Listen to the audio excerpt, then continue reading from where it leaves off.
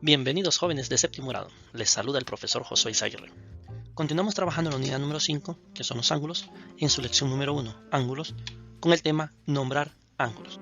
El objetivo, nombrar e identificar ángulos. Veamos entonces aquí la siguiente figura. Es una figura bastante extraña, ¿verdad? Pero aquí lo importante es que vamos a ir nombrando cada uno de los ángulos que se muestran en esta figura. Todos y cada uno de los ángulos. Para lo cual vamos a ver que el símbolo del ángulo se puede escribir de diferente forma.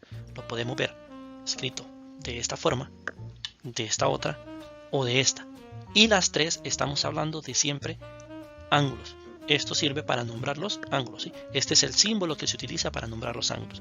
Donde recordemos que el último no es el símbolo de menor que, ¿sí? Es muy diferente del símbolo menor que, ya que este de aquí, la parte de abajo está, como quien dice, tocando la línea horizontal, está tocando la parte baja del renglón.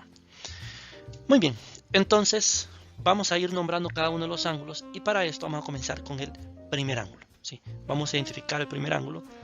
Y como sabemos nosotros que necesitamos colocar el símbolo del ángulo, por eso ya aparece escrito el símbolo del ángulo. Ahora, ¿cómo se nombran los ángulos? Los ángulos se nombran partiendo de uno de los rayos, llegando al vértice y pasando por el último rayo.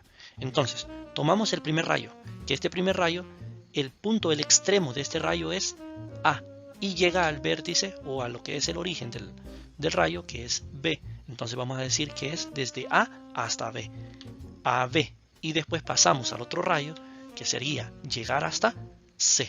Por lo tanto, este ángulo se nombra como ángulo ABC, pero también se puede nombrar al revés.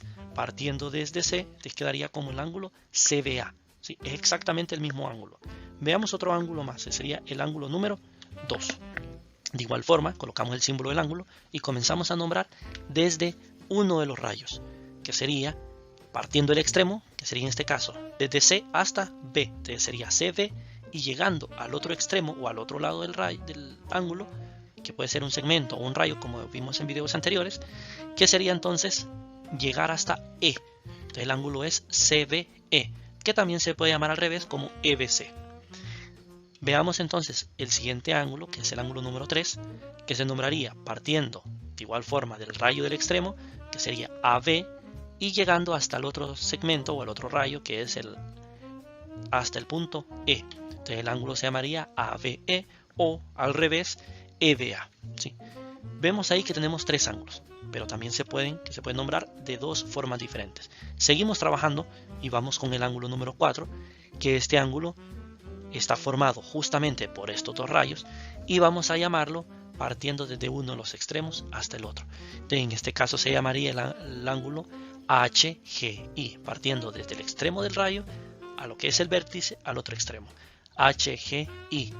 También se puede llamar al revés como IGH y estamos hablando del mismo ángulo. Seguimos con el otro, que sería el ángulo número 5.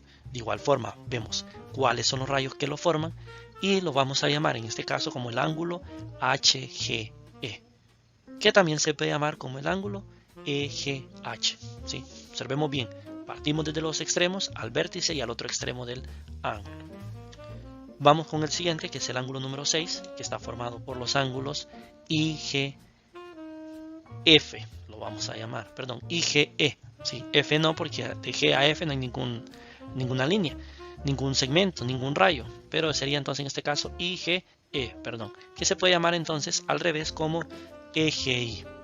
Vamos con el siguiente ángulo, que sería el ángulo número 7, que está formado justamente por estos dos rayos o dos segmentos y lo podemos llamar como el ángulo BEG, también al revés como GEB, el ángulo número 8, que está formado justamente por estos dos segmentos, donde el extremo del de los segmentos y de los rayos es B, pasando por el vértice E y llegando hasta el otro extremo que es D. Entonces el ángulo es BED.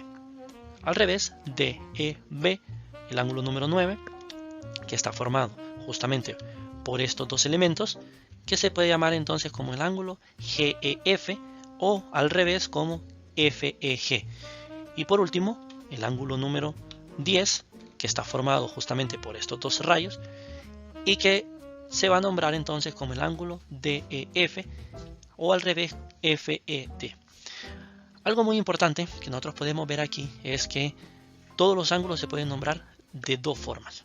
Es más, se puede nombrar de más formas, aunque en este caso no lo podemos llamar, por ejemplo, en el ángulo número 1 como el ángulo B, porque en ese justo vértice donde está B hay tres ángulos, ¿sí? Entonces no se puede llamar solamente como ángulo B.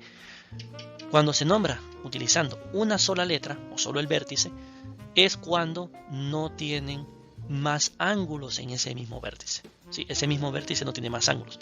Cuando ese vértice tiene más ángulos, no queda de otra más que nombrarlo utilizando los lados del ángulo y el vértice. Muchas gracias por su atención, deseándoles muchos éxitos.